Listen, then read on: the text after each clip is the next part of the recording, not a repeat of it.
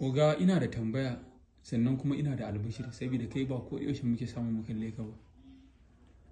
Akwai masoya ne wanda matan ba ta da HIV, shi namijin yana da shi, kuma sun je sun yi gwajin aure an tabbatar da cewa namijin yana da shi, sannan ba su da ƙarfin da za su karbi wannan magani, kuma a rangwamin da kai ma har yanzu suna ƙara neman rangwami. Mece ce albashirin kuma? Ina so ka haɗa min tambayar duka a lokaci ɗaya. Sannan kuma akwai waɗanda suka sha magani mun ba su na wata ɗaya, a cikin sati 2 sun warke gabaki ɗaya daga wannan cutar. Masha Allah. Sannan alhamdulillah mu da kanmu akwai wanda suke mana kyaututtuka da dama saboda yadda suke jin daɗi suna samun sauƙi.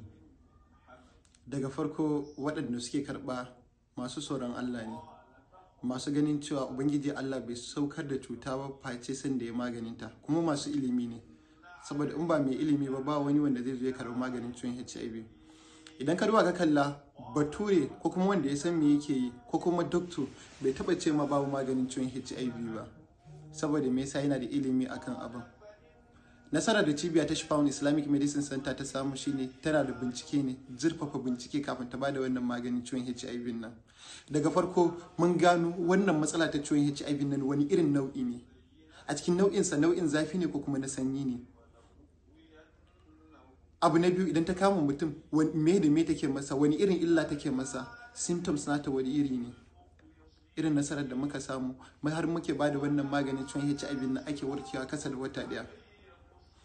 Wannan mai fama da wannan matsala ta ciwon HIV da shi da matarsa ko budurarsa ne wanda zai aura, na yi mantuwa ne saboda kamata a ɗaura su akan tsarin da insha Allah a kowane shekara muke yi.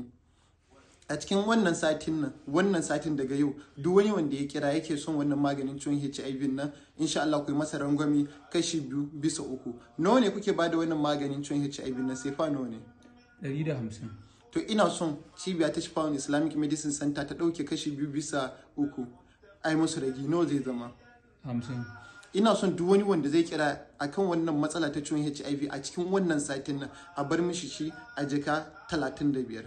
Waɗanda sun san mu, wasu suna iya ganin mu a cikin fina-finai, wasu a cikin social media, wasu dai.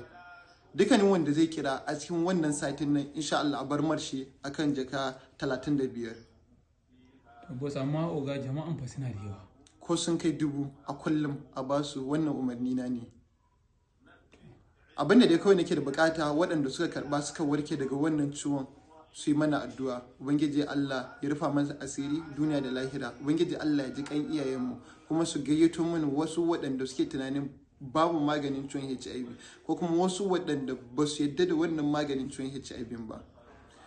Maganin na ciwon HIV ba wai sai ka sha shi da yawa ba. A ranar da ka fara sha, a wannan ranar za ka fara jin yes ka sha magani. Ba maganin ciwon HIV kaɗai ba, dukkanin maganin da cibiya ta Shifa'un Islamic Medicine Center take bada, a wannan ranar da ka fara sha, a wannan ranar za ka san da cewa ka fara shan wannan magani insha Allah. Kada ku manta, a Nijar muna da ofisoshinmu insha Allah kamar haka a nan Maradi da kuma Duso, a duk inda